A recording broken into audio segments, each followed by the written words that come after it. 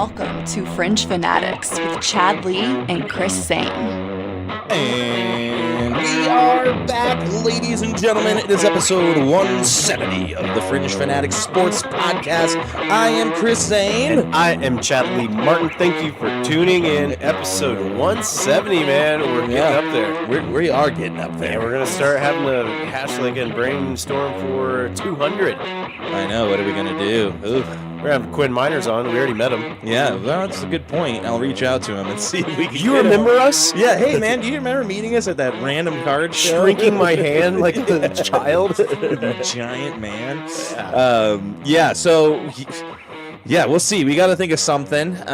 We're getting ready to get guests and everything back going again. Yep. Trying to get some NBA guests, trying to switch it up. Yep. Going to get some NHL guests, too, at the playoffs and stuff. But either way, things are on the up and up. We are here. We started a little bit late today, but that's okay. We're going to get right into it this week, and we're going to start with the headlines. Let's get into it. We're going to start right away with the NFL. Are you ready for some football? Woo! Better be ready for some football. You know what I call this kind of stuff? They punched it. Yeah, they did. That's they've been having that for the first time. Yeah, for the first time this year. Yeah. We're a month into the season, but hey, but that's for later. Yep. Right now, we've got some things to talk about as it's come to our attention, as we have known since we went to 17 games. It was only a matter of time before we breached 18 games, and it's exactly how we thought it would go, and basically, it's exactly how we thought it was going to be. There's no wasting it. They're not wasting any time. Did you know, one of the reasons I wanted to bring this up, even though it's still speculation, it's becoming a lot more concrete because... You know, the NFL always plans out their Super Bowls, and it just got confirmed yesterday that they're going back to Vegas in 2029. President's Day. Why aren't we doing it? Well, in 2028, when they go to Atlanta, do you know that's like one of the first Super Bowls where we do not have a date for it? Oh. Do you know why? It's because we're waiting for the official signing of the 18 games, which would push it, and then we'll have a date. Yeah. Because they need to, with vendors and everything planned, it's a mass media thing. You got to plan this stuff out 2-3 years in advance, and so they always have a date set. But because the 18-game season isn't set in stone yet, yes, they haven't made it. Big emphasis on the yet there. Yep. So basically, we're going to be getting the 18-2 formula, if you will, where they aim to swap one of the bullshit preseason games that most of the season ticket holders are forced to buy, mind you. You have to buy those if you have season tickets. They're going to get rid of one of those and swap it for a high-revenue regular season game. Yep. At this point, we all know that the NFLPA has no ground to stand on, and they have no backbone, so they will be playing 18 games. And that's what's going to be really interesting. I can't remember the guy's name, JC something. He's the new NFLPA leader, and it will be fascinating to see if he can kind of bring something to the table to really wager, because the NFL and the players have really begged for real grass fields, better training facilities, and obviously an extra bye week, which is expected to come. You'll get that. They have to. They have 18. to. You know, you're going to get to be run down an early and a late, or however they're going to work it. Yeah.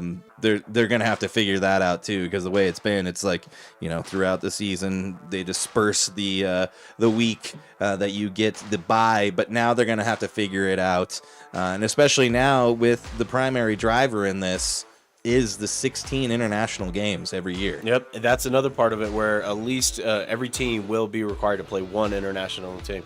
They were talking about it on one of the football podcasts I was listening to today, or maybe it was PTI, I can't remember. Either way, it was just the fact that, like, San Francisco, dude, I guess Kyle Shanahan came out and was kind of bitching about he's mad about the Australia game. It's shitty because it's a conference game. It's huge. Yep. And there could be at the end of the year where you're like, we had to go to Australia, a 24-hour flight, mind you. Yeah. And get shellacked or whatever, Right. you know. I guess it's like a 16-hour flight, and then they're also playing in Mexico, which is a 4-hour flight at altitude. Yeah. And then, Higher than here, mind you. yeah, they have to go to New York to play the Giants. That's a clear cry. I want to, like, what I was hearing this, I'm like, I want to see the miles total. How much they're going to fly. I mean, it's going to be... Well, you think in a regular season just flying all around, Oh, yeah. it's got to be a lot. But yeah, then you add Australia, Mexico, like, those are some wild nuts, trips. man. Yeah. But yeah, so also a big thing came out today as well. I think the NFL just released a bunch more money for their global marketing, where they're going to be putting a lot more funds into that, which also plays into this international expansion. Where's the Broncos center? Do they always have like I think specific? we're in Mexico. Is that all right? Okay. Yeah. I get to do that. Yeah, I think There's so. a big Hispanic base here. Well, yeah. Because the Chiefs are in Germany. That's theirs. Is it? Yeah, that's why they played there. Yeah. Yeah, I They think need to we're make in you guys play Mexico. Mexico then. Well, Yeah, we do that's play the Mexico. NFC West. Maybe you guys will be playing the Niners down there. Ooh, maybe. Could be. Yeah, we'll see. I don't think other than London. Oh, did you guys already get a London game? Yeah, and then when Terrell Davis became like Terrell Davis, I thought that was in a weird place. What do you mean became Terrell Davis? Well, because he was like a 6th round draft pick. I think they played in China, dude. Hold on. Oh, it was like a preseason game? Yeah, it was a preseason game.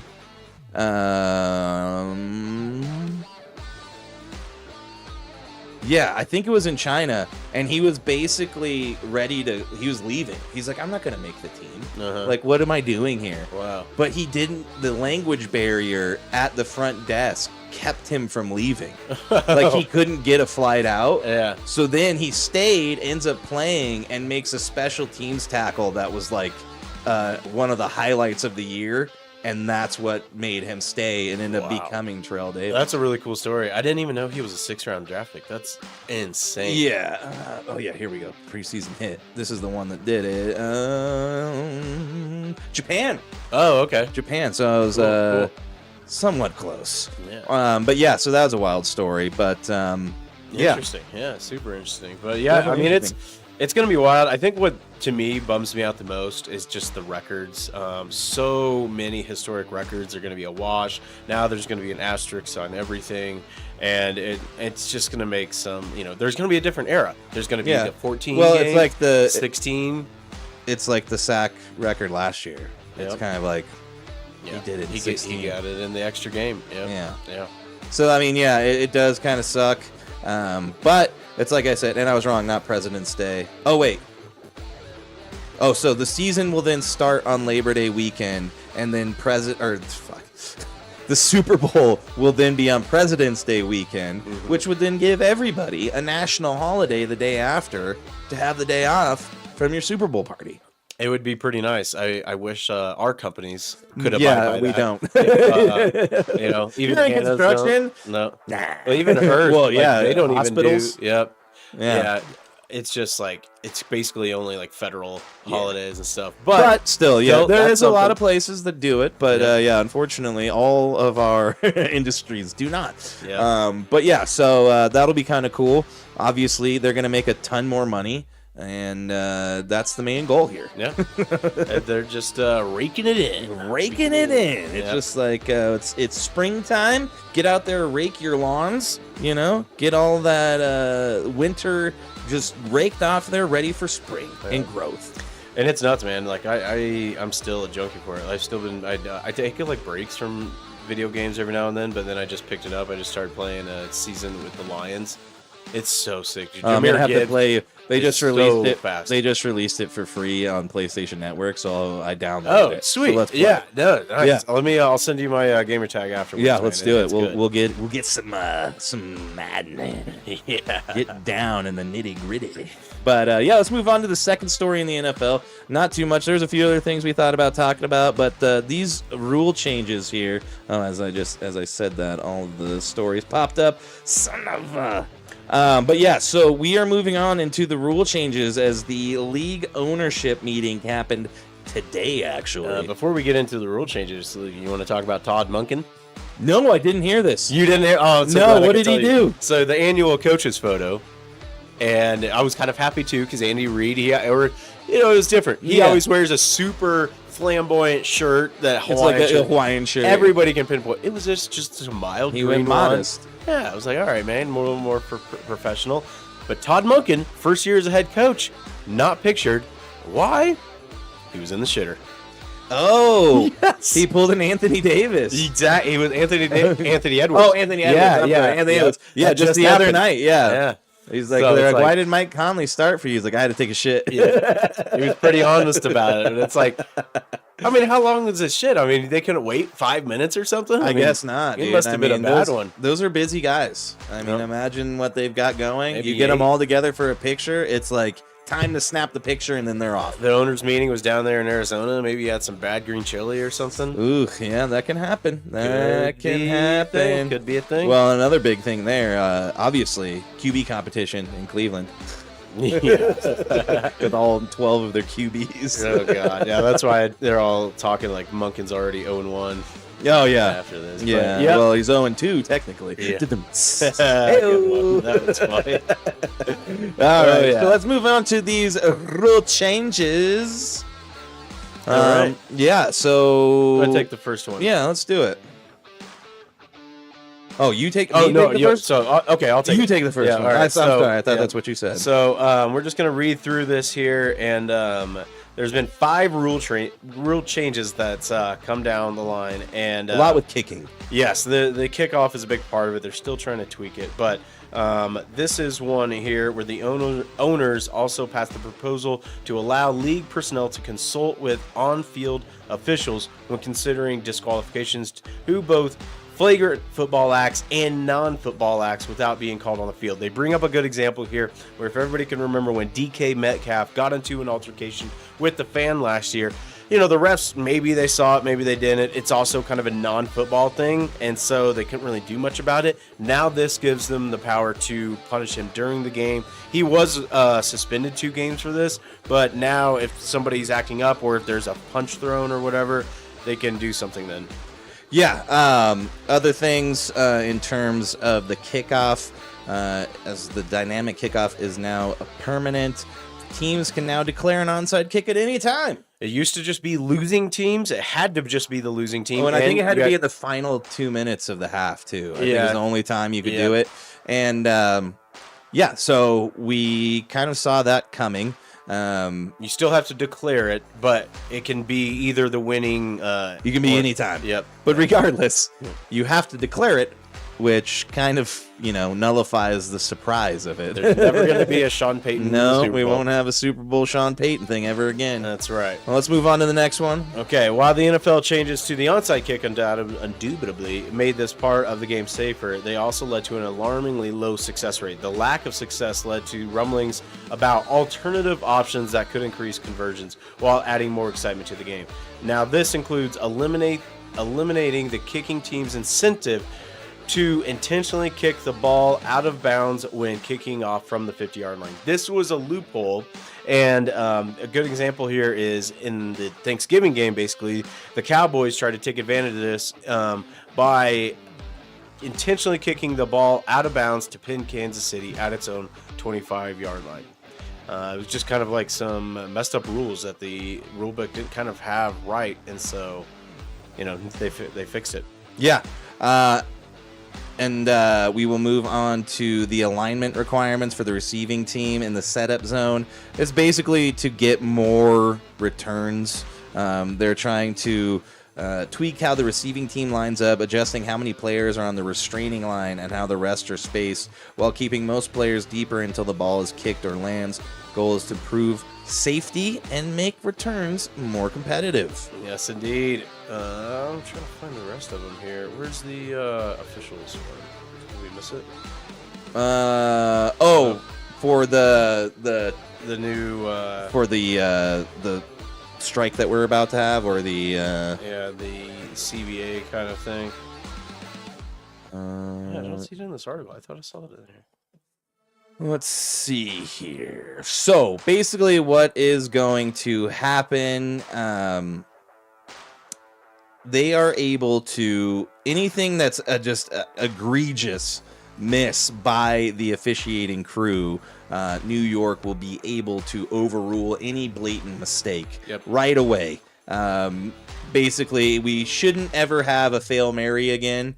There shouldn't be any question on that, as one ref's going incomplete, one's holding his hands up, and they're like, I don't know. Yeah, it was famous. So back in 2012, that was the last time there was basically a lockout with the refs, and the NFL had to bring in replacement refs. And for those of you who don't know, replacement refs, who they actually hire, because all of the Division I and most of the Division II refs, they all have jobs, and they're like, I'm not going to leave my comfy job. I've been with the Big 12 forever. I'm not going to take a 2% or 3% pay increase to go do this. Yeah. So they have to hire Division III and scramble around and try to get other types of reps. So these guys obviously aren't as more qualified. So back in 2012, for the first 2 weeks of the season, there were blown calls all over the place, and there was a famous game between Seattle and Green Bay where there was a Hail Mary called at the end of the game, and it was basically an interception, and they didn't know what to call. And right after that, they made an agreement. All of a sudden, that agreement came real quick.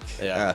And that's why I think they're either going to have to, because at this point, if the NFL pivots and they're going to say replacement refs is what we're doing, you can't go back. You know what I mean? Well, especially with gambling and how, 2012 wasn't the same, where we have everybody in bed with every single sports book. Yeah. And I can tell you this much. The first game that ends on some shitty call like that, you can guarantee Vegas will be making a phone call and the league will be bowing down to them, unfortunately. Well, that's why I think that there's so much weight on the shoulders of New York, where they in real time have to get this right, where it's not just like on primetime games anymore or anything like that, because what they're talking about is like blatant missed calls, not just like, oh, that's a, missed pass interference or anything like that. There's a ton of times where you see face masks where guys are doing that, and I believe that's what they're meaning, is like it's not just like when a flag is called, it's when there might be no missed flag. Something. And well, so especially because you have to be able to basically overrule them. Yes. Even on a non-call. And so this to me is very interesting, because what we'll talk about later in this episode is the ABS and what's going on with like the umpires and a guy like CB Buckner. Oh yeah, dude. 2 strike threes. Yeah. Back to back. Missed 6 pitches last night, a total of 20 that were questionable. And to me, this is really kind of parlaying together, because if the NFL, to me, it's not like the ABS with like football, but it's almost kind of like using technology to improve the game. And if they can get it to where it gives kind of more of consensus with the fans and everybody watching, that's like, okay, wow, we don't have as much human error, because the ABS is proving how much human error is going on with baseball. Well, and then you see how quick it's like immediate. So why not do that for every single pitch? Why not a ball, and on the scoreboard, boom, that's where it was, strike, boom, ball. That's what I was going to get into when we talk about this later, is I think after this season, I think that's what it's going to lead to. Because at this point, I mean, really, you look at tennis, you look how insanely accurate the ball placement, the ball where the ball hits on the chalk. You look at that. What do we need anybody for? Oh yeah. Why do I need a guy to turn around and watch a ball and look for white when we could just see where the ball hit? Could you imagine these Dominican players who are playing in the majors seeing this happen and be like, we got screwed in the WBC. If we would have been using the ABS, we possibly could have beaten the United States, and this could change. But that's if New York is able to expedite these reviews and get them right and not be as corrupt as they've been in the past with some of these refs. It's like, I know this is wrong, but I'm not going to let my ego take a hit, whatever. Yeah. And it does work. I mean, yeah, maybe we don't. They're going to go to these refs that are striking and be like, we don't fucking need you. Well, that's the thing. I don't know how we can rely on anybody running down a field with NFL players and then be able to make like a judgment call on a play happening in real time. Like, it's almost insane. And that's why it's like, I can't really fault these umps, man. Like, I don't know how they've done it for all these years and stuff, but you can't win at a ball coming 95 miles per hour, and you're supposed to know like a box that's imaginary. And there's like a lot of these guys were in the strike zone changes when the guy's shorter, Yep. taller. I mean, it's human error, and it's Yeah. tough. I don't really fault them, but like when we have technology to make it better, yeah, it's not the classic game, but it's an improved game. Yeah, and that's the thing. And at this point, with everybody putting money on it, and for a lot of people, hard-earned money, you need to be making sure that it's called as fairly as possible. And if that means removing the human element, then so be it. Yep. But Should be an interesting season. I'm really fascinated to see how it's going to go down. yeah, me too. We will definitely be staying locked in on the MLB season. I'm watching the Rockies. Nice. I'm doing it. I thought They got swept. their first season. So, great start to the season, but hey, they're manufacturing runs. I think Hey. they're second in stolen bases right Well, now. that's good. So, If they get up to they're trying. 500, I know that'll be their first time being 500 since Like- July of 2023. Yeah. So only 3 years, you know. Yeah, I mean, the memes were rampant on Friday, their first game, as the Rockies eliminated from playoff contention. That's funny. That's good, dude. All right, let's move into the Daily Dow. Let's do it, man. Well, who do you got this week, my man? I got a kind of surprise, and he kind of surprised everybody Saturday night or Sunday during the day if you were in Japan. But that man is Pierre Gasly, because racing for one of the subpar teams in Alpine, he now has 3 straight races where he's accumulated points. Yeah, which I know that sounds like nothing, but in the sport of F1, It's if you huge. can, especially if you're Alpine, Yeah. if you can get any points, you are doing good. So Yeah, that's incredible. I know, right? It almost sounds like a participation trophy. Hey, you finished high enough to get some points. And you got some points for this race, and I'm gonna bring it up what he's totaled, because he finished 7th in Japan, and come on, load. Right now, he's sitting at 8th with a total of 15 points. Look at that. Yeah, dude. And hey, I think he might be doing better than Verstappen. Oh, way better, way better. Yeah, he's well, actually, he's one above Verstappen. Yep. Oh man. Yeah, Well, Verstappen's ninth. Daily. That is what. he's Chad's Daily Dog right there, man. Right. Moving on to my daily dogs, I am picking the Denver Pioneers, or the Pios, if you will, as they are headed to the Frozen Four for the 3rd straight year and the 4th time in the last 5. And the main reason I think this is kind of an incredible thing is because this is a private school, basically, Yeah. in Denver that's taking on top, like, Michigan. Yep. That's who they'll be taking on, actually. Michigan, the number 1 overall seed on Thursday, April 9th. But yeah, the Pioneers are just one of those teams. They're always sniffing around the the Frozen Four. I'm sorry. So I went there one time, and I saw the ice hockey rink, and I had no idea. Magnus is rad, dude. Yeah, how many championships they have, and I just googled it here. They really are 11. that, like, yeah, That's what 10. they're going for. Yeah, they're going for 11. They have 10 NCAA national championships. And Chris is right. I mean, like, that's what's nuts. Is like Minnesota is one of the teams, colleges that's really dominated for a long time. They're really good. Michigan, like he said. But this is lowly old Denver. Yeah. Like, why are they so good? Well, it's hats off to their coach, and also a lot of guys just go there for the winning pedigree. Yep. And you've got a lot of guys in I think the their NHL. coach is really good too, right? Yeah, their coach is super good. And then, I mean, I think Logan O'Connor for the Avalanche is one of the guys who came That's out of cool. there. That's awesome. I mean, Cale Makar, I think he played for, I think it was Michigan.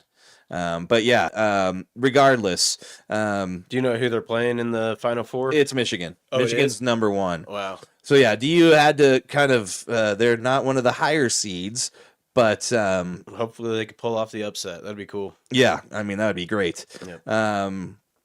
Let me see. Yeah, they beat Western Michigan 6-2. Nice. Dude, how about the Avs last night? Putting up like a little 9. cross goal. Yeah. That's what I thought. I was like, what are we doing, lacrosse? 9 yeah, goals? 9 times. Jeez, they whooped up on the Flames. Yeah, they did. And the Flames are not doing that No, good this they're year. about 500. But yeah, it's Avalanche scored a lot. So That is why Yeah, that's why the DU Pioneers are my daily dog. Daily. That's a good little bark. All right, let's head to the hardwood. Yeah, let's go hard in the paint. Middle of Magic, right side to Scott. Slam dunk. 4 seconds. 3 seconds left. Why they not fouling? Jumper Murray. He's on fire. Denver bounce. Pump fake for two. Kobe's got the Laker record. 81-point game. Ladies and gentlemen, you have witnessed the second greatest scoring performance in NBA history. Come on. I'm burning. My lungs are burning. Oh, man. Yes. Let's move into the NBA. Yeah, I think the first story is Mark Cuban's regret. Yeah, I liked the honesty about this. This guy, he does a lot of outlandish things, but one of them was selling the Dallas Mavericks and to some some lowbrow individuals as well. Well, I mean, they do run the Sands, all of the Sands casinos in Exactly. in Las Vegas. And yeah, Mark Cuban was on a podcast and he was talking about not necessarily regretting selling the team. It's just who he sold it to. Mm-hmm. And that would be the Adelson and Dumont families, owners of, like I said, Las Vegas Sands Casino Empire. He sold it at the time for $3.5 billion. When you look at it now, what a steal.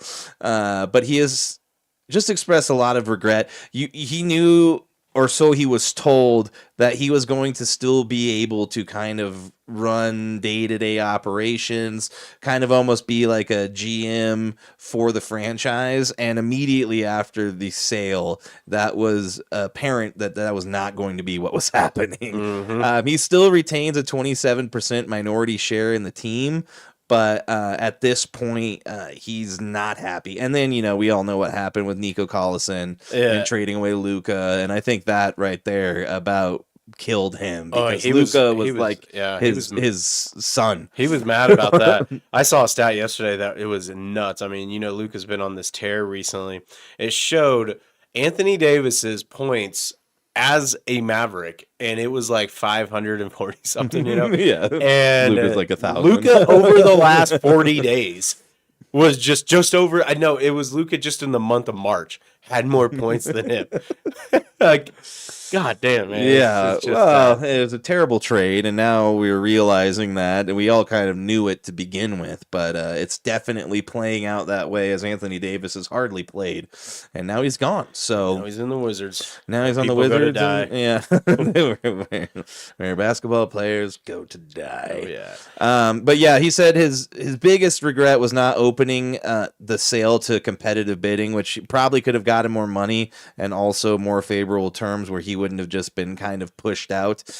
But yeah, he's even just talked about the main reason why he sold was the emotional toll of just like having to live and die with the team, like especially being a fan like he was. It's not, I mean, as an owner, you're always a fan, I think, but he was like a fan. He was a unique owner that he was close. Very involved, yelling at refs. Oh, yeah. I mean, he was very into it, and he just said living and dying with the team every night just kind of became too much. And then he said, like, his kids were starting to talk about being, part of the Mavs, and he's like, you don't want that. Yeah. Like, if the team is bad, you're the worst person to everybody that's a fan. So he's like, you don't want this. Yeah. Like, you don't know. It's like in Happy Gilmore when he's talking to the kid in first grade, and he's like, stay here. As long... Billy Madison. Yeah, I'm sorry. He squeezes his cheeks. Stay here as long as you can. I mean, dude, I'm not gonna lie. I feel like, especially as much as the Chiefs season kind of like hurt last year, it was so good for my mental health to like get a break. And also it's led me to, and I didn't expect for this to happen, to where like I kind of haven't watched as many Nuggets games, the Jayhawks as well. Instead of like maybe putting the game off to the side like I have in the past, I'm like, I'll check it later. It's not going to be. I don't have to watch every minute of it. Yeah, and especially now with just like the way people are ingesting games, 90% of the people nowadays watch the highlights. Yeah, and you just watch like a 15-minute highlight reel of the game on YouTube, and you've got the majority of it. Yep. And we've kind of made the joke before in the past of like you don't need to watch an entire NBA game, just watch the final 5 minutes. Well, and you can go on YouTube afterwards. Like when I do miss like a good Nuggets game, if we're out doing something, you can go to YouTube and get a condensed version of it where it's about 17 minutes, and it's a lot of like the good highlights of it, and you're not just getting the short 3-minute highlight video. I started doing that this last NFL season. On NFL Plus, just watching condensed games. Yeah, just because it's like I don't need to watch 4 3-and-outs, dude. Yeah, dude, when when you get NFL Plus and you're able to like rewatch the Broncos or Chiefs games, and they take out the commercials, it's only like 2 hours. Yeah, you realize how much time is wasted. It is so awesome. You're just like, woo, skip halftime, skip for third quarter. Oh, it's so fast. Yeah. But yeah, so let's get to the next story here. The Hall of Fame class was announced, what was it, yesterday, right? Yeah. Candace Parker, Alinda Deladonna, who was at the Duke game over the weekend, and then NBA coach Doc Rivers, and then former NBA star Amari Stoudemire. Yeah, so it's not really like a ground-breaking class. Amari Stoudemire was a very good player. Candace Parker's definitely one of the don't get me wrong. Sure. The women in this class are a lot. I don't more... really know much about Alinda Deladonna though. I know she's good. She's a Duke legend, but I don't really know much about her. Yeah, but I was trying to remember. Did Doc Rivers win a championship with the Celtics? I believe he did. With and like I Paul think Pierce. It was Paul Pierce. Yeah, that's what I thought. Because. Yeah, that deserves it. You can't be a coach going to the Hall of Fame if you haven't won a championship. So, fair. Shit! And the Milwaukee Bucks. He was their coach when he did there. I thought it was Budenhauser. Oh wait, hold on. Because Doc Rivers is their new coach. Oh, that's what it is. Yeah. Okay, yeah, my bad. I misspoke. He does deserve it for the Celtics because I think the Celtics won and beat 2008 the Lakers. 2008 NBA champion as a coach. It's tough to beat that squad of Lakers. He's a top 15 coach in NBA history. So wow. Did that? I mean, not necessarily quietly, but you just wouldn't expect that. Well, it's just kind of nuts. Like, he had that early success, and you look at the players he's had, but then there's this awful stat for him where he has the most playoff losses when it comes to having a lead, like up 3-1, and then they blow it. Yeah, like it's happened quite a bit. So that's unfortunate. But that is the Hall of Fame class, and hats off to him. Yeah, definitely. So way to go, Hall of Fame class. This was just one that I wanted to touch on really quick. Wemby had the fastest triple-double, or the third fastest triple-double since 1997. And that was last night. And as we are going down, the wire here, we got to take our hats off or anything. I like Wemby, man. No, I respect his game. I mean, he really isn't an alien out there. He had 41 points last night, right? I believe it was 16 rebounds. Yeah. So I didn't know it was a triple-double. I thought it was a double-double. Did I say triple-double? Yeah. I misspoke. It's a you double. did write down double-double. I did. I wrote it down right and then screwed it up in speaking it. So, but yeah, he came out. He's really been in the news lately because it was last week where he came out and basically said, "I deserve the MVP." Kind of said like he plays defense, and then also he does. But we talked about it a little bit last week. He's gonna get knocked for being a freak. Well, it's not so much it's that, like too. The blocks. Here's it's a crazy dude, stat that he has played more games than LeBron, but he's played less minutes. Yeah, because they've been... That, and, I mean, they've really been winning. It's like the Thunder. If you look at their total minutes, they're probably, especially like SGA, and then they're out like a lot of the fourth quarter. Yeah, but it's crazy. Like, ever since, like, I think, like, late January, the Spurs have only lost 2 games. Yeah, they've been on a tear. That's why they're second in the NBA right now, and they are looking good. And at this point, like the Nuggets are basically trying to see who. I think there's going to be a little bit of hoping and praying. I think at this point we're Houston Rockets fans. Yeah. Well, that's what's really nice is that the Spurs are where they are because we play them twice still. We play them on Saturday and then again at the last game of the season. And they might be resting their starters because there's no way those other teams are catching them. They might be trying to catch the 1 seed unless by that last game of the season it's locked up. So that last game that could be pivotal for us, they might be resting their starters. Definitely. But real quick on this one, I didn't actually state the stat. So Wembanyama had 10 points, 10 rebounds in his first 8 minutes and 31 seconds on the court, collecting his 10th rebound with 1:55 into the second quarter, the third fastest double-double in play-by-play era, according to Elias Sports Bureau, behind only Mr. Boban Marjanovic. That's cool. He did it in 8:13, and then a nugget. Jonas Valanciunas. Oh, that's cool. 8:08 in 2025. Oh, that's awesome. He's got the fastest. Dude, he's been playing so good. I'm a little worried about the guard situation just recently, or the forward situation. Geez, Sunday, 4 of them went down, man. Yeah. Got some shitty luck. But we'll go over the standings. Why don't you take the East this time? Okay, we'll switch it. All right. So, all these teams about to speak about have now clinched a playoff berth. The Detroit Pistons sitting in first place, 54 wins, 21 losses. The Boston Celtics are in second place, 50 wins, 25 losses. And the New York Knicks, 48 and 27. And let's see, get down to we got Cavaliers in fourth, 47-28, Raptors 42 and 32, Atlanta Hawks 43 and 33.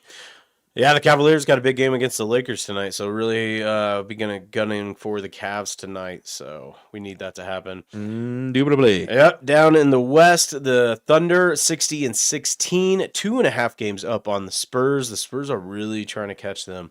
And then the Spurs are 57 and 18. Then you got the Lakers at the 3 seed at 10.5 games back, and then the Denver Nuggets at the 4 seed, 48 and 28. 48 and 28, and then the Minnesota Timberwolves 46 and 29, and then to lock up the last is Houston Rockets at 45 and 29.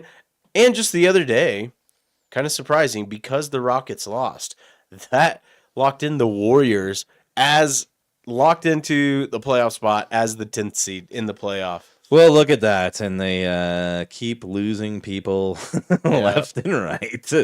But big news for them, Steph is back now. He's doing a little bit of he's practicing. That's cool. I know we didn't go into our weekends too much, but just real quick, we both watched that GOAT movie. Oh, I wanted to check it out. Dude, it looks cool. It looks so cool, man. It's filmed like because the people that made Spider-Verse movies. Yeah. And I didn't watch like the K-pop movie, but like that it won the Oscar for the best animated movie. Like it was. Meryl watched it. She loves the fiery movie. She dude. loves the music. Korean K-pop. Yeah. I mean, dude, like everybody, even adults were like, no, you should check it out. Like it's crazy. And so like the makers of these movies, I love the Spider-Verse movies.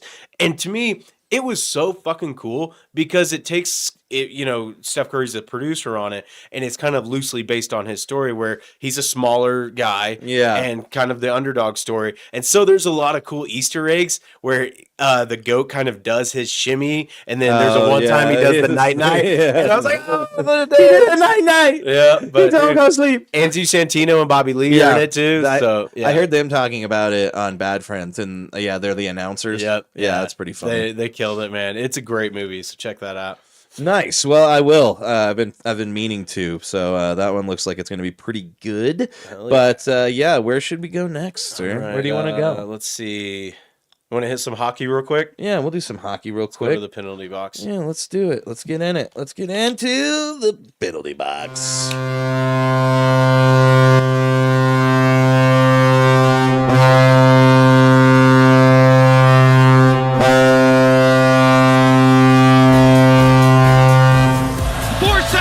3 seconds, 2 seconds, 1 second. It's over. They did it. They did it. The job is done. The Colorado Avalanche are Stanley Cup champions.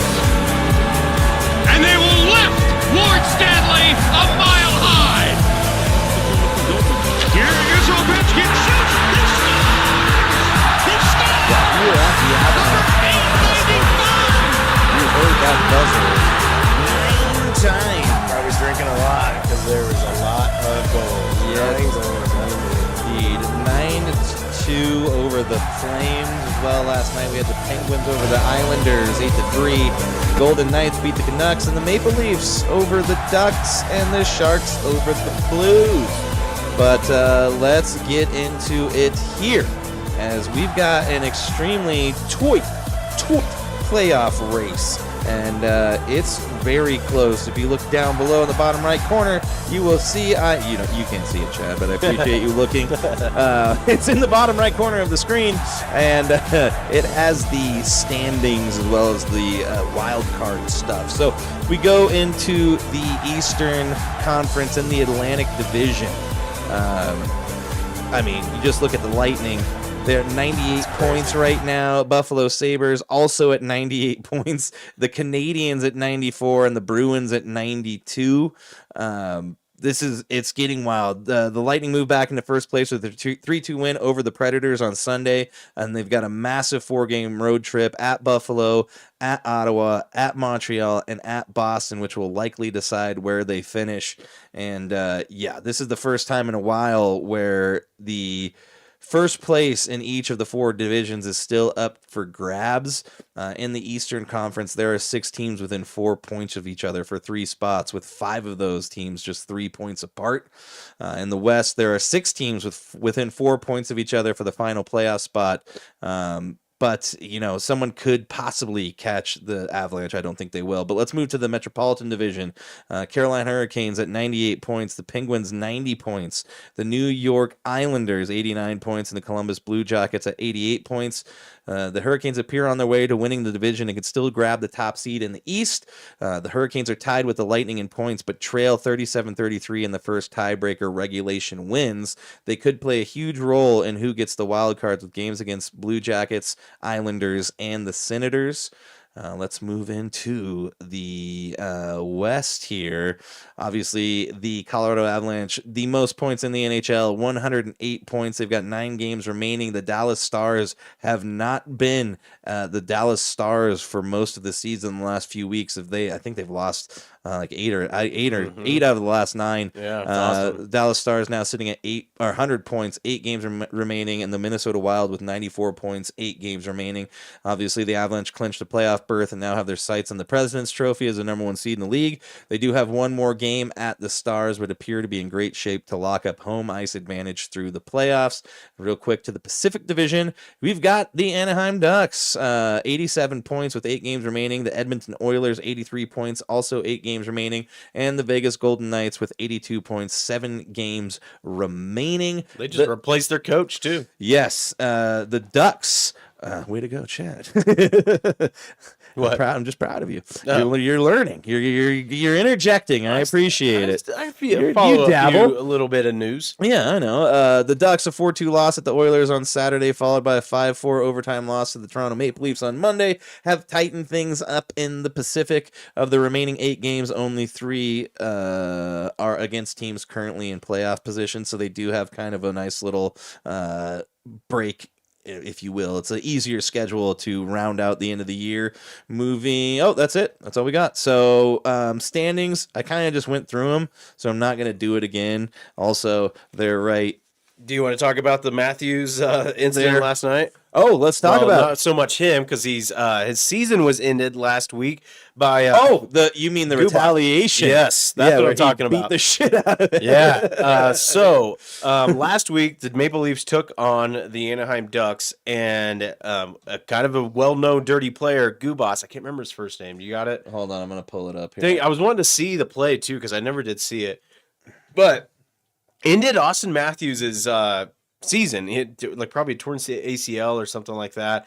It was horrible. And then, are you pulling up the retaliation? Yeah, this is great. Okay, yeah. All right, hold on. Let me pull this up here. So Domi, who is the longest tenured Maple Leaf, took it upon himself to get retaliation for his injured player. Yeah, let me get to this here real quick. But yeah, it's a pretty awesome video. The fight happens right away. It's one thing about hockey. I love it. It's like they don't even the puck barely drops, and they're like, "All right, it's on. You're getting your ass kicked." That's what's so awesome about the NHL. You can't do this in the Olympics. They're like, the refs are like, "We knew this was going to happen. 3 seconds into it, I mean, right at pup drop, they drop gloves and throw blows. Yeah, you just got to let it happen. It's on ice governance, if you will, but it's pretty awesome. So let's watch it right here. Let me get it going. Bada bing. So just one fight. And Max Domi, boom, in the fence of captain, is teeing off.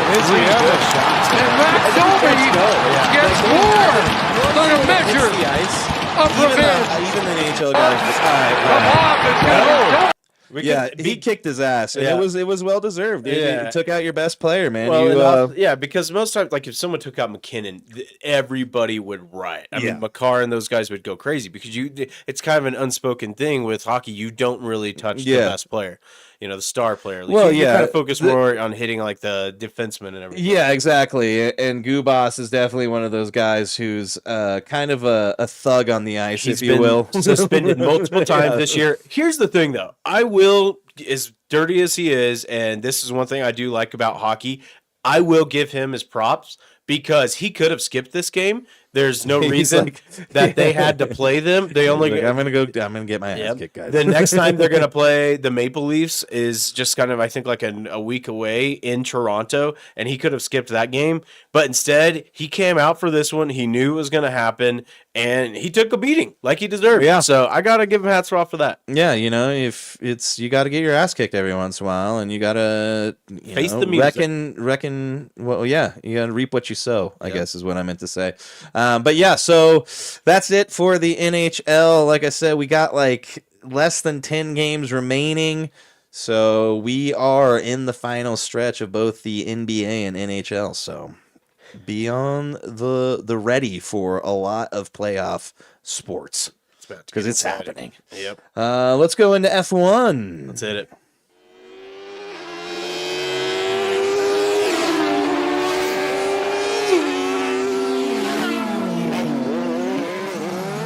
And they just left Japan.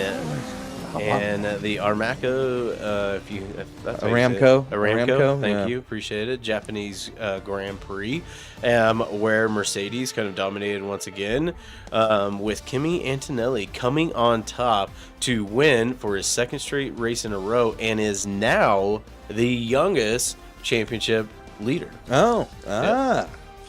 Yeah. Well, and with that, it seems now that Kimi is not just a fluke. It looks like this kid is legit, and it was kind of proven this week in the Japan Grand Prix as he gets the pole and then wins it. Did you stay up and watch it? I started to, and I fell asleep. I did too. I got to like lap 22 and I fell asleep. I was pissed, but I watched the highlights and then listened to podcasts about it. And I did see in the very first Kimi.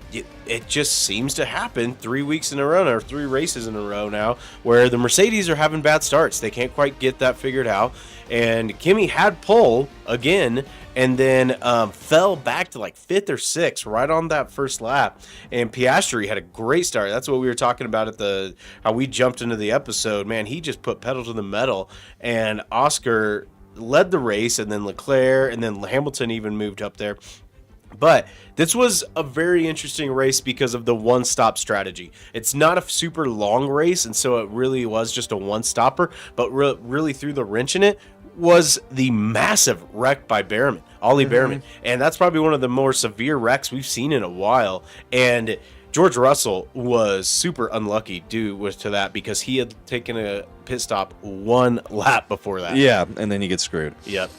Yeah, it's interesting, and a lot of things have kind of come out of this race with the new rules, and I'll let Chad allude to the main thing here, but then I wanted to get into Max Verstappen. Yeah, we definitely need to cover that, and see, that's just it. It's like, over the first 3 weeks, everybody's heard about how Verstappen's upset. He can't get his car's not running really well, and he's been bitching, but for the first time, we're starting to see more drivers start to complain about these new regs, and I've been waiting. I didn't want to talk about it, but I want to with Behrman's wreck. I don't know if that was part of it due to like the battery usage and stuff like that. I wanted to find out more on that first, but it was pretty rough. He tried to overtake and he had to go off, and I mean he slammed into the wall and he limped off afterwards. But I wanted to, we've talked about how these regs are kind of rubbing some people the wrong way, and other people like it. But with the last year's champ making a quote like this, I thought it kind of deserved some attention, where he said, honestly, some of the racing, I didn't even want to overtake Lewis. It's just that my battery deploys, but I can't control it. So I overtake him, and then I have no battery left. So he just flies past. This isn't racing. This is yo-yoing. Even though he says it's not, it is yo-yoing. Yeah, and that's kind of been Max's whole thing, is like this move to hybrid engines. It's the first time they've had this much emphasis on harvesting and then deploying the battery boosted electrical energy, and it's pissed off Verstappen, and he's literally thinking about walking away from F1 after this year. He said statements like that afterwards. Yep. He's likened the new cars to Mario Kart, called them a joke and anti-racing, and said that anybody who has enjoyed the back and forth overtakes now created by battery boost doesn't understand what real racing is about. And I think that's kind of what Lando was alluding to there, is that the batteries are just it almost. Why don't you like explain yo-yoing then? Well, because it's basically forcing them. One guy gets ahead, and then your battery reserves are saved up, so then you shoot ahead. But at the same time, his battery reserves are shot back going up, back and forth. and so they're just going like this. Yeah.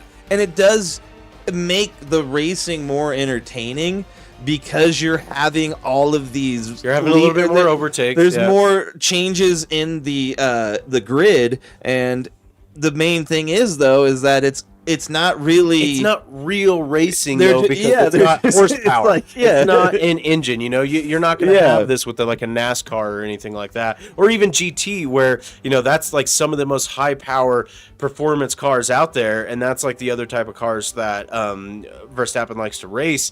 And it really, like yo-yoing, kind of like a yo-yo, where it just goes back and forth. And we've seen this with the Ferrari cars. We saw it even last week with Kimi. And we haven't really seen it with the Mercedes ones, but we've seen almost like 2 out of 3 races some entertaining cinema racing between Leclerc and Lewis, and they got real close to wrecking this last week.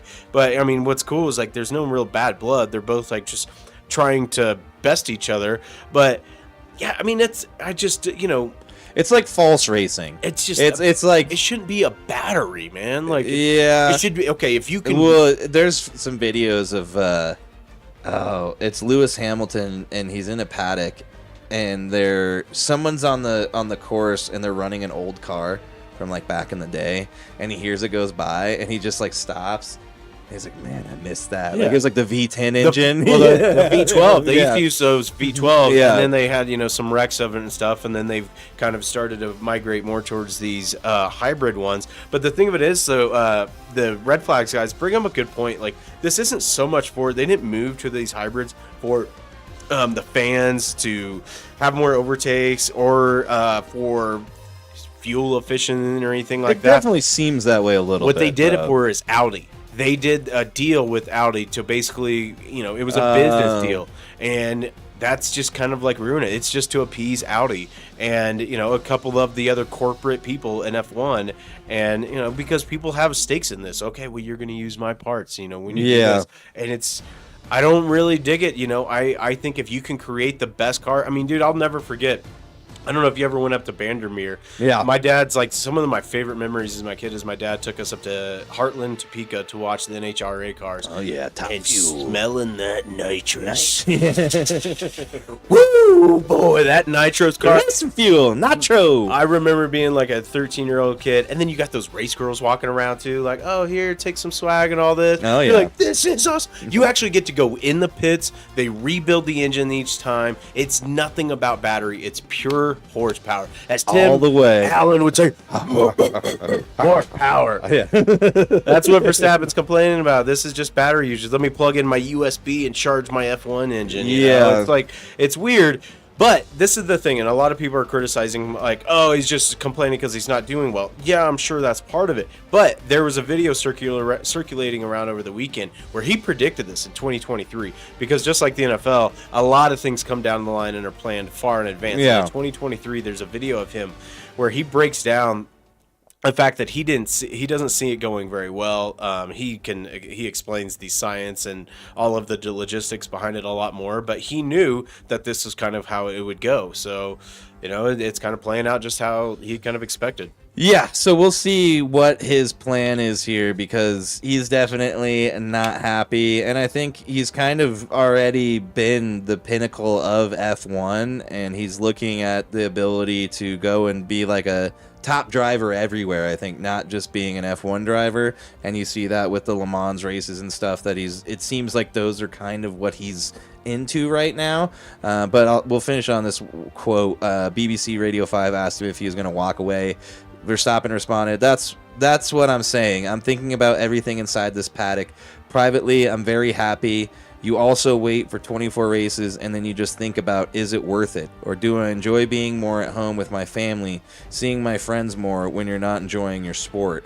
And then after last Sunday's race, or after the race on Sunday, he basically, in the written media pin, said, every day I wake up, I convince myself again to keep racing. God damn. I try. Jesus. Sounds like a guy that's going to the coal mines. Guys, yeah. He's Gotta get money for my family. My black lung. Gotta go to work. He literally makes, I think it's like $65 million a year. Like, he's making. Oh, well, and then he's the imagine that's just what he's making from Red Bull. Yep. Imagine everything else he's Sponsors making money and on. everything like that. That's like, I saw something about Shohei Ohtani, and he's making with all of his, and this is good parlay into the MLB, with all of his, sponsorships and everything, that he's making $124 million this year, and like the next closest guy is like 60 something. He's gonna definitely be the highest paid athlete. Yeah. Well, I mean, That's wild. it's those soccer guys. Have you seen where there's a good chance? And actually, before I finish the statement, let's just go into the big league chew. Let's do it. Let's do it. Let's do it. Let's do it. Do it. Let's do it. And while I talk about this, in the offseason in his major league debut. Gonna light your ass up, beat. Vaughn into the windup in his first offering. John. Yeah. All right. While I start this Ohtani story, if you want to pull up this X video right here. Oh, yes. Let me get it We'll pulled go up. into that. But I know this wasn't on the docket with Ohtani, but it is pretty interesting where, like, in preseason, when he was pitching, there was a stretch where he struck out, I think it was 11 batters in 4 innings. And he was quoted in saying that he's going for the Cy Young this year. Because it's basically the only trophy he doesn't have. Yeah. I mean, Yeah, because he 4 got MVPs. Yeah, MVPs. He's got the 2 World triple Series. crown, I think, too, in hitting. I don't know if Maybe he's got the he triple doesn't. crown, but I know he's got a bunch of other awards. Obviously, the World Series, and then I don't know if he got World Series MVP last year. Probably did. But what we're going to talk about today is what's been all over the news over the last 3 or 4 games. Like we said last week, baseball's back. We're already into it. That's what's great about baseball is there's games every day. Mm-hmm. And we're about 3 or 4 games into it, and this is, I don't know if we touched on this last week, but I think we just kind of like dipped our toes into it. But with the new ABS technology, what that stands for is, Chris, go ahead. I don't know. I know, I forgot to. It's a baseball stamp. Automatic. Hold on.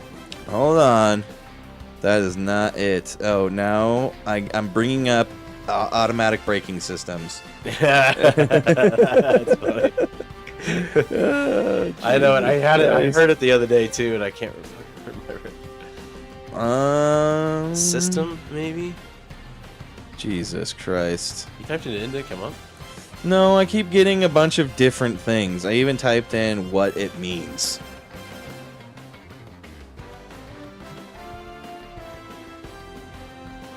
This is great podcast. Well, okay. Anyway, basically, it's what they're doing is they used to do this in the Oh, you what?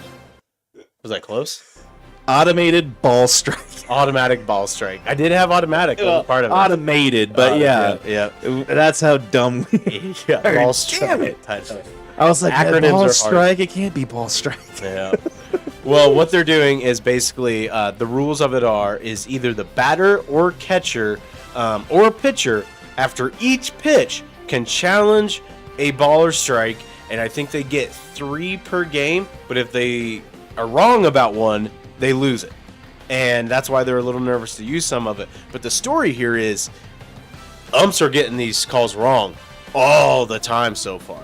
And I brought up one where, and this isn't even the Reds and Red Sox game. I think it was yesterday, the day before, in the Reds and Red Sox game.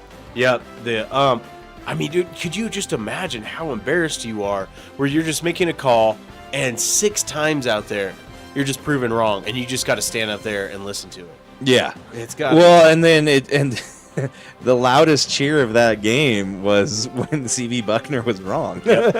Yeah, it's that's what we were talking about earlier, where I wouldn't doubt it by the way this season's already gone after only 4 or 5 games. I mean, you're gonna have to have an ump, but I don't need. Maybe you don't have a behind the plate ump. I mean, when someone slides at home, what are you gonna do? But you look at the replay. You might. Maybe he's just there for that or something. But here's the one from the Athletics and Braves game yesterday, where it is a right down the middle strike. Yeah. And for some reason they called a ball. Called strike. Nick Kurtz wants to challenge 3 pitches No, in. you had to reverse. I had to reverse the ball. Yeah. Oh, wow. So you look at the replay, they always have a box up there. I'm going to tell And you they'll what, I even show thought the it was inches. closer than Oakland that. has 2 challenges remaining. Sometimes That not is as this one, but they'll substantial show- of a miss as we have seen. Though. They're lame. Oh, all of the ABS is sponsored by T-Mobile. Oh, I didn't know that. Yep. Well, good well, on T-Mobile. Also, last week, hats off to you for getting me on MLB TV. It's been pretty Yeah, cool. I think you have. If you are a T-Mobile member, you can download the T-Mobile Life app, and I think you have until the end of this week to sign up for It was super MLB easy. TV, which with all of the RSN sports networks basically going under, for me, it's one of the few ways I can watch the Rockies. Yeah, that's true. It's pretty sad. In their own hometown, you can't. Called strike. Yeah, just to stop. I wanted to talk about this CB Buckner thing because in that game, I want to give you his report card here. No, it's bad. Yeah. He was 6 for 8 on ABS challenges. His accuracy on called balls was 97%. On strikes, 72%. I mean, it's bad though. Like, it's real-time grading, which I think is needed because these guys, unfortunately, have gotten a little too comfortable. Yep. And it's led to them thinking that they kind of are bigger than the game. And what we're finding out here is not only are you not bigger than the game, you're kind of hindering the game greatly. So Yeah, I mean, this is just proving it. They have a great system up in place where it's not really like the NFL where, it's like, oh, did he catch it or not? It's so black and white. And that's what's great is you would think that this would add a lot more time to the game. But it literally takes like 2 seconds. Boom, ball, strike, let's move on. And I'm pretty pleased with this so far, so I'm excited to see and then where I'm it just leads seeing to. this now. Front Office Sports reported MLB umpires can earn $300,000 annually on average, equivalent to an average pay-per-game rate of $1,852 a game. See, that's bullshit. Why Dude, is you're it making- the NFL doesn't? Why don't they? Well, pay that's them? what I'm saying. Like, I mean- the NFL is. I'm sure that CB Buckner probably does something in the off season, but the off season for baseball is way shorter. Well, that's just it. It's and like with they're the gonna travel, be like, you can't do anything else. Yeah, and I know that there's 162 games, but the thing of it is like these NFL refs are running up and down the field. These umpires are just standing there. Yeah. So come on, give them some credit. But this Reds and Red Sox game, everybody's talking about. The Reds runners all hold. Got a look at challenge. Immediate tap of the helmet. The Reds runners all hold. Okay, sorry. Let me get this one pulled up because this is the CB Buckner one, and this is, mind you, back to back. Here, let's Called strike threes. Yes, and let's give a situation where the game is at right now. We're bottom of the 6th. The Red Sox have 3. The Reds have 5. Bases loaded, and the count is 1-2. Yeah, so 1-2. So this And is 2 strikes right now. Yeah, so this is going to be a called strike 3 right here. But just watch. does the whole thing. So, Is that his ankles? Yep. So Suarez stabs. challenge in the pitch. I love it how he just stands ABS there. Yep. powered by T-Mobile. Boom. That's out of the zone. Close. Well, that's what I'm saying, dude. A human eye. Well, but here's another one. Watch a few of these. See, that's 0.3 of an inch. Show the inches, but there's some other ones where there was another one that was 2 ABS inches. could be a lot of fun, Lark. So okay, this. It's amazing so this how happens. minuscule the This is misses the next are, but pitch. these guys, you just know it. We'll get through this. Great feel for that strike zone. And watch how mad It was CD called Buckner strike is 3, end of inning. after this one. You could like see on his face. Now the the disdain. 2-2. Called strike 3, tap the helmet again. He says it's off the plate away. God damn. He's so bad. These umps gotta hate this, man. Here we go. This is pivotal. Bases loaded. Reds could Boom. put it way outside. So now it's 3-2. Loudest cheers of the game. The Reds have hit 2 homers. Over an inch. Back-to-back challenges. And that's what's great is if you win the challenge, you just keep it. You can just keep going. You get 2 every game, and then I think in extra innings you get another. But still, yeah. They've got a problem, and it's called human error. Yeah.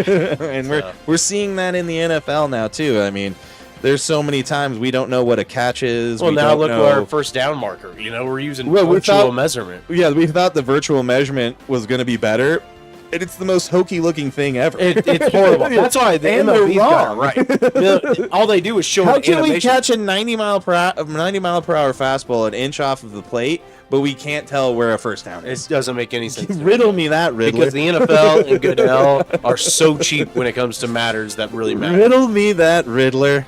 All right, let's move over to Talk about some Tiger Woods. let's move over to the PGA for a bit here.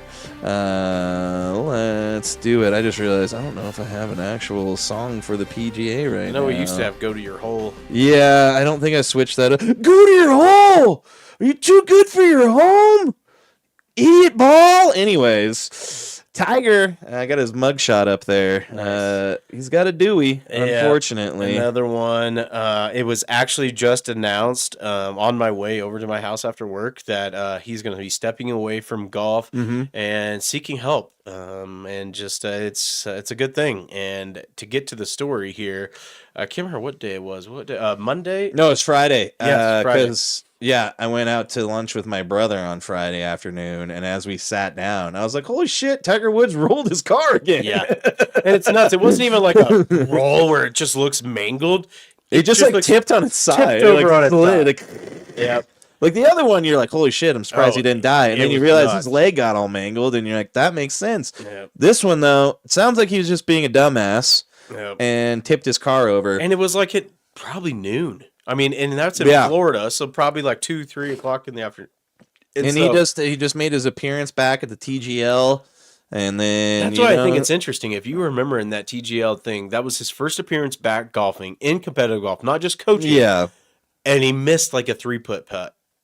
Yeah. 3-foot putt. Yeah, I got it. And- I knew where you're going. Yeah. So I that got was a tongue twister there. Yeah, 3 foot 3-foot putt. 3 foot putt. But, you know, he admitted also that he was looking at his phone before the crash. But, I mean, it's just like this guy's life just keeps spiraling. First, you had the wife that found out about all of the hookers he was with and then smashed his car up. And then that Elon. led to a whole thing. Yeah. Then the That like 7 Chris said- iron. Yeah, the 7 iron. Then he had the horrific crash where he almost lost his leg. And then now this. I mean, this is, you know, he was one of the GOATs at one point. It's really tough to watch. I think this, and you know, I'm not trying to make excuses for the guy, but I think the falling, like, that's got to fuck with you to be the best. You know what I mean? Yeah. To be the best and then to fall off the way he did and all the injuries. Yeah. I think he's just fried himself trying to get back. Yeah, I think mean- like all the back stuff, all the leg stuff, and then probably the insane amount of pain pills he's been on to manage that. probably And a he's good point on probably abusing them. That's why you look at our mascot, where a guy like John Daly, if he shoots 2 over, hey, whatever. We're gonna go have dinner at Hooters, Yeah. and he's gonna love his life. That's true. You know, smokes a pack of cigarettes, drinks those Drinks Good Boy 13 Diet vodkas. Cokes. That too, you know. But you know, he has no regrets, and it's not all about that. No regrets. No, he doesn't have, you know, as many majors, but he's got one. He's got one. Got the British Open. And he still wakes up and pisses excellence. That's right. On the regular. He rips it and hits it hard. Yes, he does. Tiger, though, we were thinking we were going to see him at the Masters, but now that is over with as he's stepping away from golf. Probably a good thing for him because the last time he's been trying to make these cuts, it has been embarrassing. Well, and that's the thing. Because of all the shit that's happened to him, he can't even make it through the entire 18 holes. He can't make 72 holes at the Masters, and he refuses to use a golf cart. So, and you can get that if you have a disability. Yeah. But Tiger. We'll see what happens. Obviously, there is weird. I was listening to one of those like late night sports shows, or like in the evening. It was like one of the. It was on the radio. It's like one of the national shows. And this guy was talking about Tiger Woods, and I guess they were out in L.A., and he was bitching about, I guess Tiger never tips. I guess Tiger's kind of a piece of shit, really, like outside of golf. I don't know for sure. This is like what I've heard. Yeah. You know, I'm not going to swear to it, but I have kind of heard that Tiger's not like the coolest dude outside of golf. I mean, you could look at that mugshot and just kind of tell, man. It's like, it just... You know, some guys have some creepy, cool mug shots, and other ones just like, damn, dude, why is his face so puffy? I still want to get my mug shot from back in the day, but I'm put it on a shirt. Well, let's move over to the UFC, and then we'll get on out of here. Yeah. Oh man, we went a little over. All right, let's get into the UFC. This should take long to cover. Let's get it on. What happened between you and Artem Lobov, Khabib? Nothing. You don't get it together. If one of us go to war, we all go to war. Izzy was back. That is not the cloth from which he is cut. Izzy got knocked out by Joe Pyfer, and this will probably go down as maybe the fight that should make him retire. You would think so. It didn't. He wasn't. He was competitive in the first couple of rounds, but then Pyfer just kind of put it on him. Yeah. And with his newfound love of Jesus, he took that God power. Yeah, it was a pretty cool statement that he made afterwards. Really heavy too. He said he almost took his life. Yeah, like several times. I thought something like that. Like he was really going through crazy, man. So, and you know, Izzy has just fallen off. I mean, ever since the Sean Strickland fight, he has not. I don't think he's won one. And it's just getting worse and worse. I mean, this is a guy that was like literally at the top of his game. And then once Pereira knocked him out, it all changed after that. And then he finally got redemption, knocked Pereira out, and then he got on his high horse. And it's just been one of the steepest downfalls in UFC history. But, you know, hats off to Pyfer, man. I mean, I had him picked. I had talked about it with a few different friends at work, and I picked Pyfer because he trains with Sean Strickland. He's got immense power, and Sean Strickland's the guy that beat Izzy. I mean, if there's anybody that's got a recipe for it, it's him. Yeah, definitely. It is crazy to see the fall off that he has had, though. Yeah. Speaking of fall offs, it just it was like, I mean, that's the fight game, though, man. It's a different thing. It's not like baseball or golf where you have a tapered fall off. It's usually like, poof, like a straight drop. That's one thing I really respect about it too, because the consequences are so high. You know, in like baseball, if you strike out, oh, that sucks. But it's not like you're gonna go unconscious or get knocked out or get a broken nose. Like what you're putting on the line out there is so nuts. Like that's why there's so much pressure. It's so tense. I love watching every week, and what we saw in this co-main event with Macy Barber. I didn't realize, like, everybody's like, oh my God, she got murdered. And I was like, what are we talking about here? And then you see it, and you're like, that's one of the wildest knockouts I've ever seen. Yep. And then for her to immediately go into a rear naked choke after the knockout, it was incredible. You could go to our profile. I tweeted it too. Oh, did you? Yeah. Shit. But Alexa Grasso, who's a former champ, she knocked out Macy Barber like a minute and a half, I think, in the first round. And that's we'll weird. Keep talking. I'll find it. I had some internet issues a second ago too. But she knocked her out, and then as she went down, she took Macy and put her in a rear naked choke, and then Macy laid there for like about 2.5 minutes with her eyes open. I mean, it's all right. Don't worry about it. We'll post it or something. Yeah, we'll post it after I did the retweet show. it a few times, but I mean, just look it up. Macy Barber knockout. It's one of the most gruesome ones you'll ever see. And hats off to Alexa Grasso for having the respect, because she realized right afterwards, too, that this girl is hurt. And she kind of knelt down and was praying for her and stuff. And well, I don't think, I mean, it's tough in that situation to know that someone's knocked out, because a lot of times people, I mean, we've seen people get knocked out and come back too. Yeah. And still fight. Sometimes win. It's hard in that situation, I think, to immediately know that your opponent's down. And she didn't hold on to the choke for long, but it definitely, you got to think for somebody who's unconscious to get choked all of this, that's got to be like a weird. Oh, man. She didn't know. She didn't know where she was at. No. And then so she just made a statement. Do you want to, I think it's still playing that intro. Oh, yeah, it is. I'm going to fix that. So she actually made a statement yesterday. She went on social media and said, just kind of talking about it for the first time afterwards, and she said she doesn't remember much from it. And she says even when she's got on social media, she just sees it everywhere. And so it's kind of led to her probably having a lot of bad flashbacks. And so she said she's stayed off social media, but has really appreciated all the love that everybody's kind of given her, because it's just, that's what I'm talking about, man. It's like these guys just aren't out there. You know, so we do see some really boring fights. Just the week before, we saw MVP Michael Venom Page go out there, and it was like a super boring fight. And we see other times like this. And the women's division really needed this. It really hasn't had too many exciting fights. And hats off to Alexa Grasso for going out there and really making a name for herself, you know, and climbing back in the ranks. She might even get a title shot after this. Yeah, I mean, after that fight, it'd be well worth it. She violent. Definitely, that'll probably be one of the highlight knockouts of 2026. She was in the shadow realm for a while. Yeah. It's always scary when you just see someone laying there, just... Yeah. With their eyes open, man. That's how Kamaru Usman, when Leon Edwards knocked him out, he's just laying there with his eyes open. We're like, damn, what is he seeing? Dead? Yeah. What are you looking at, dude? It's probably that's just crazy. like, yeah, his brain's not even there. I mean, we did some dumb stuff back in the day with like the elevator game, you know, passing each other out.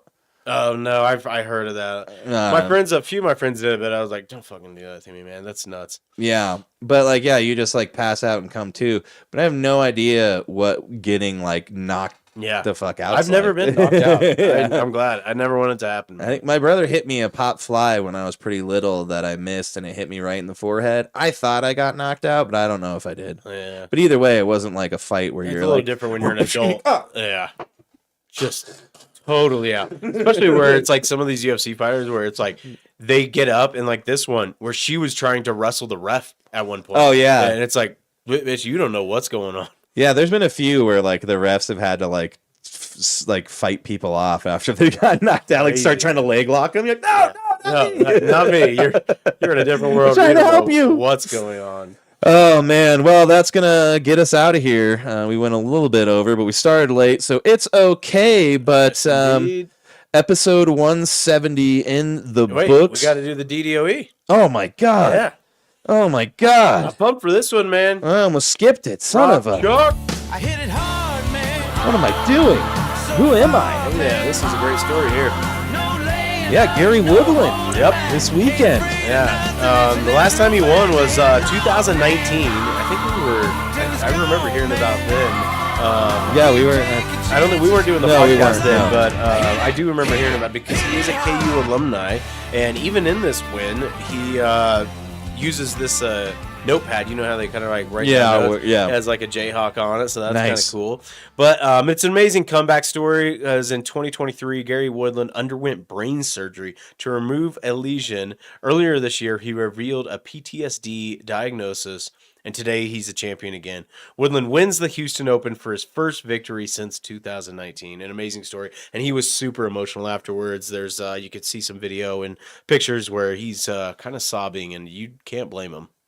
Yeah, I mean, he even spoke after the win. Well, after he clinched the win, he told reporters, "It's just another day. Today was a good day, but I've got a big fight ahead of me, and I'm going to keep going. But I'm proud of myself right now." And I think he's just kind of talking to the mental health battle he's got ahead of him. That's probably going to, be something he has to deal with for the rest of his life, especially something like PTSD. I know there's like EMDR therapy and stuff like that has a lot of good, I guess, success in treating PTSD, but regardless, that's something that he's probably gonna have to basically just stay ahead of the majority of his life to just try and survive, basically. Yeah, and to come out on top and get a victory like this in golf, which was like I mean, I don't know the percentages. You golf more than I do. I mean, I would probably say it's a 90% mental game. Yeah. I mean, it's so much of it, and so to overcome all that and go out and win in Houston, it's pretty sweet. Good for him, man. Yeah. Oh, this is talking about one of his crazy experiences. He recalled a recent experience in which he was triggered when a scorer in his group got too close for his comfort. I stepped aside, I pulled my caddy and said, "This stuff is hitting me, man. You can't let anybody get behind me," he said. Next thing you know, I couldn't remember what I was doing. My eyesight started to get blurry, and a hole later, I just said, "Butch, I can't handle it." And I start bawling in the middle of the fairway. It was my turn to hit, and I couldn't hit. Damn, man, that's crazy. Yeah. That is nuts, man. Wow. Yeah. Ask your friends, if they're okay. Yeah, check in on them, man. Just check in on them. You never know. Yeah. Even if they're celebrity golfers. Yeah, check in on everybody. Mental health, it gets us all, and the world we live in doesn't really help with making you feel okay about the way things are going, even in your own life. That's right. So on that note, we give Gary Woodland the daily dose of excellence as he overcomes his mental health issues to win again at a high level. And for that, he is the DDOE. And on that, we are going to get out of here. Ladies and gentlemen, we appreciate you all. We just got streaming going back again. Let us know how it went. Make sure to hop on and talk with us, chat with us. We would love to see you, hear from you. And make sure to share, subscribe, and follow us on all things social media. We love you all. Chad Lee, I love you, buddy. I love you, buddy. Come back next week, guys. And come back next week, same time, same sports channel, the Fringe Fanatics Sports Podcast.